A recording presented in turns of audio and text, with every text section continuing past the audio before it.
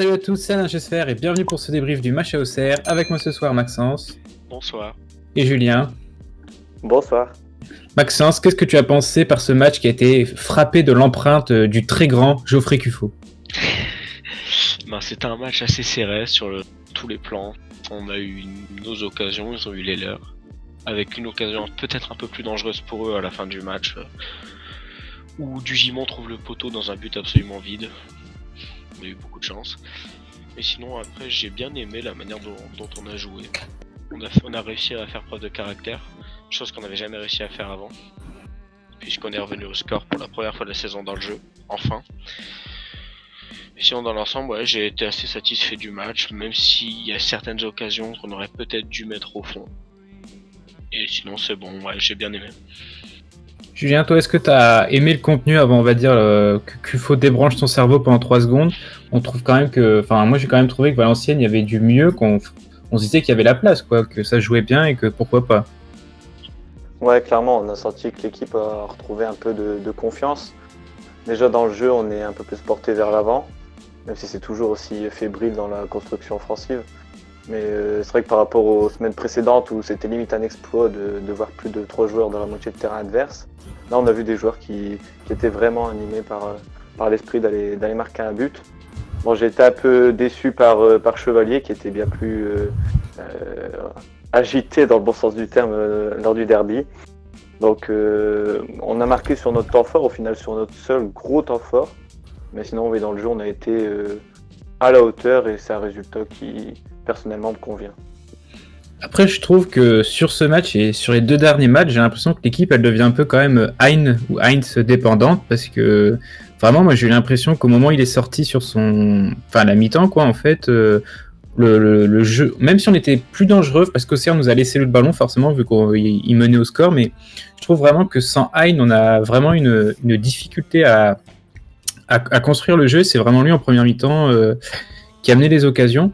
Après, justement, pour revenir sur la sortie de Hein, Maxence, est-ce que tu trouves pas quand même que le banc est quand même très très limité? Quand tu vois on va citer personne pour pas vexer, mais quand tu vois la qualité des entrées de certains entrants, tu te dis que ça fait peur, quoi, quand même.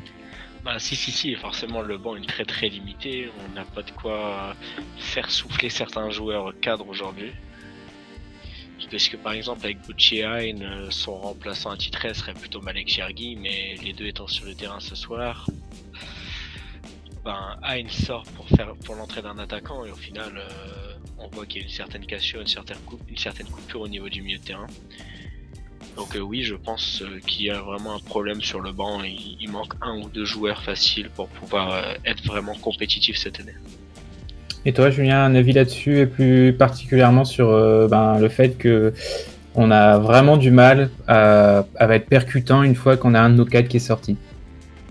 Ouais, c'est un avis qui est partagé. J'avais déjà dit que l'équipe était assez faible en profondeur. Et puis forcément, on marque ce but, mais ce but il vient de Cuffaut, donc pas un entrant. Et c'est vrai que, encore une fois, sur les ailes, c'est très fébrile, alors que pourtant, ils sont censés avoir la fraîcheur à leur avantage par rapport à leur adversaire.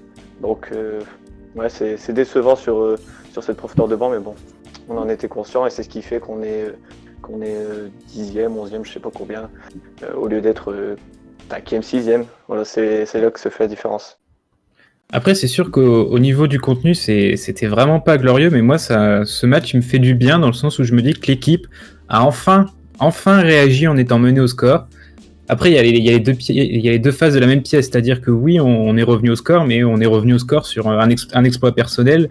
Cuffaut, malgré tout le respect que j'ai pour lui, je pense qu'il retente 10 fois sa frappe, il la rate 10 fois, donc ça reste quand même... oui, on a fait preuve de caractère, mais à relativiser quand même, c'est quand même venu d'un exploit personnel.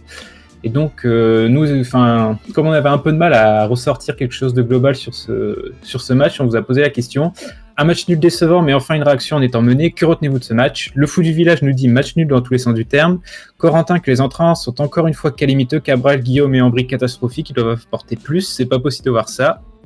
Habibou, rien de ouf à part qu'on a tous failli se suicider à la dernière minute, ça j'avoue que on a tous eu un peu peur, je pense.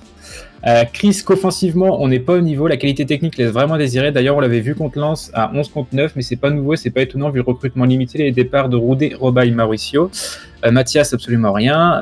Tante que Le Bihan a failli m'assassiner. Traben qui a aucune cohésion dans l'équipe. Paul qui résume, je pense, bien le match. J'étais déçu avant le poteau. Après, je me dis qu'un point, c'est peut-être pas si mal. Gomzer, une bonne première demi-heure avec des constructions plutôt intéressantes. La sortie de Hein est incompréhensible pour moi. Chergui, toujours catastrophique pour moi. Comment briller Cabral depuis le début de saison. Cédric Kempa, content d'être revenu au score, même si c'est pas terrible au niveau du jeu. Et enfin, Mathias, plus sérieusement, ce match-là, il y a 2 semaines, on l'aurait certainement perdu. Ce sera un bon nul s'il est bonifié face à Paris et pourquoi pas face à Lorient. Et donc, une fois n'est pas coutume, on va ouvrir sur l'avenir. Comment vous le sentez, Maxence, commence le match contre le PSC? Alors moi déjà, après Lens, j'avais dit qu'on allait être invincible pendant 4-5 matchs. Bon, donc là ça commence et je pense que contre le PFC, tout simplement, on va remporter le match. Peut-être pas sans trop de difficultés parce qu'AV on aime en avoir, la difficulté c'est important. Mais je nous vois remporter le match contre le PFC et continuer d'enchaîner. Et toi, Julien, tu vois une victoire ou tu vois une douille comme contre Châteauroux? Ouais, ce match contre Paris, on le programme un peu trop vite comme une future victoire. En plus, si je crois bien, ils ont pris une rouste aujourd'hui. Il va être animé par un 3-0, ouais. Donc il va être animé par un esprit de revanche. Chez nous, c'est une équipe qui a un peu du même profil que la nôtre, si elle n'a pas trop changé depuis l'année dernière. Ça va être un match piège, vraiment piège. Lorient, c'est difficile de pronostiquer, mais ils ont l'air dans une sacrée forme. Ils ont eu un coup de mou vers le mois d'octobre, mais là, en pleine forme, ça va être très difficile. En tout cas, moi, perso, sur les 2 prochains matchs, 3 points sur 6 me conviendraient.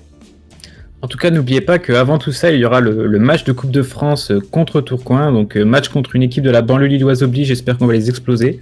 En tout cas, merci de nous avoir suivis. N'hésitez pas à vous abonner, à liker, à commenter, etc. etc. Rendez-vous le match de Coupe de France. On va pas vous mentir, on va pas le débriefer parce qu'on n'y sera sans doute pas. Et puis même, voilà, si personne ne voit les images, c'est pas intéressant. Donc, à vendredi de la semaine prochaine pour le match contre Paris FC. Portez-vous bien. Salut!